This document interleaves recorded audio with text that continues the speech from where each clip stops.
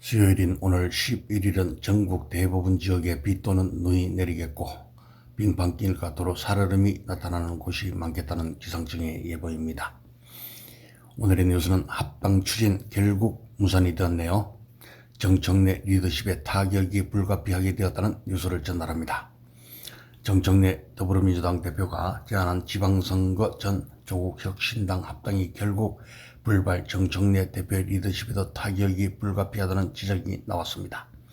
정 대표는 10일 비공개 최고위 이후 지방선거 전 합당 논의를 중단한다고 밝혔으며, 그는 합당 제안이 오직 지방선거 승리와 이재명 정부 성공을 위한 충정이었다면서도 당 안팎에서 많은 우려와 걱정을 가져왔다고 했습니다.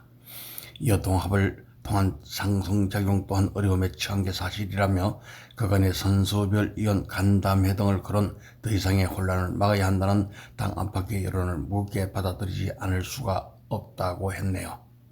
정 대표는 지난달 20일 조국혁신당의 합당을 전격 제안했고, 그러나 제안 전 지도부에 관련 내용이 충분히 공유되지 않았다는 점에서 절차적 논란이 일며 당내 극심한 반발이 일었고 합당 실익에도 의문이 제기됐다고 합니다. 정 대표는 당초 반발에도 불구하고 당의 주인인 당원 토론은 빠져있다며 당심을 토대로 강행할 기색을 보였고, 그러나 이 과정에서 전준철 특검 후보 추천 등 다른 논란이 불거지며 합당 동력도 떨어졌다는 평가가 나왔다고 하네요. 이번 합당 철회로 정 대표 리더십은 타격을 받았다는 평가가 나오며, 합당 명분으로 지방선거 승리를 내세웠지만 결국 외부에서는 당권 투쟁으로 비쳤고 민주당, 조국혁신당 모두 상처만 입었다는 평가가 적지 않다고 합니다. 합당 갈등이 심화되며 정 대표 및 그를 지지한 당권과 정 대표의 대립한 비당권과 간 감정이 골이 깊어졌다는 지적도 있고, 정 대표는 이날 그동안 통합 논의 과정에서 있었던 모든 일은 저의 부족함 때문이라고 했습니다.